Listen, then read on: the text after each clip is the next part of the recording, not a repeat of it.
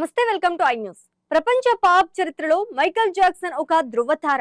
కానీ ఆయన మరణించి దశాబ్దం దాటినా ఆయన చుట్టూ ఉన్న వివాదాలు మాత్రం నీడలా వెంటాడుతూనే ఉన్నాయి. తాజాగా జాక్సన్ కు అత్యంత సన్నిహితులుగా, ఆయనకు రెండవ కుటుంబంగా పేరుగాంచిన క్యాసియో తోడపుట్టువులు చేసిన ఆరోపణలు ప్రపంచాన్ని విస్మయానికి గురిచేస్తున్నాయి.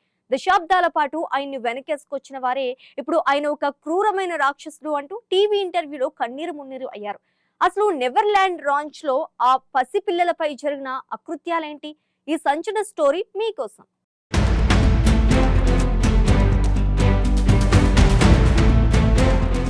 మైకేల్ జాక్సన్ ఈ పేరు వినగానే అద్భుతమైన డాన్స్, మంత్రముగ్ధులను చేసే సంగీతం గుర్తొస్తాయి. కానీ ఆ వెలుగుల వెనక అత్యంత భయంకరమైన చీకటి కోణం ఉందని క్యాసియో కుటుంబ సభ్యులు ఇప్పుడు గొంతెత్తి చాటుతున్నారు.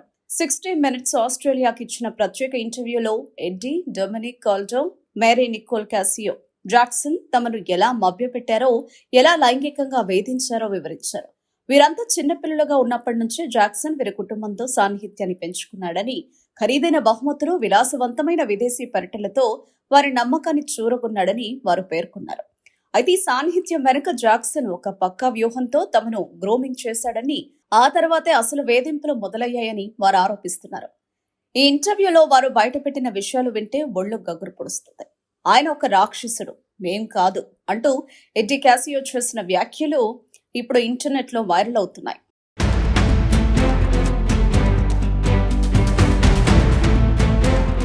కేవలం 7 ఏళ్ల వయసు నుంచే వేధింపులు మొదలయ్యాయని, 16 ఏళ్లు దాటిన తర్వాత తనపై అత్యాచారం కూడా జరిగిందని ఆయన వాపోయారు.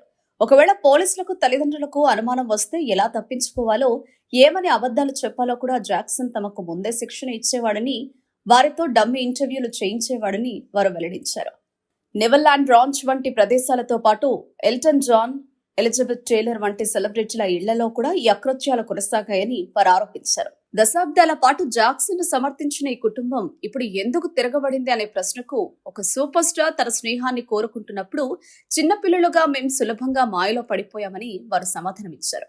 ఇప్పటికే ఈ కుటుంబం జాక్సన్ ఎస్టేట్ పై ఫెడరల్ కోర్టులో దావా వేసింది.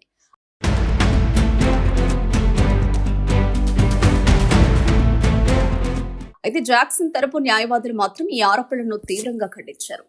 జాక్సన్ మరణించిన 15 ఏళ్ల తర్వాత ఇలాంటి ఆరోపణలు చేయడం కేవలం డబ్బు కోసమేనని, ఆయన బయోపిక్ మైకేల్ భారీ విజయం సాధిస్తున్న తరుణంలో ప్రతిష్టను దెబ్బతీయడానికే ఈ నాటకం ఆడుతున్నారని వారు వాదిస్తున్నారు.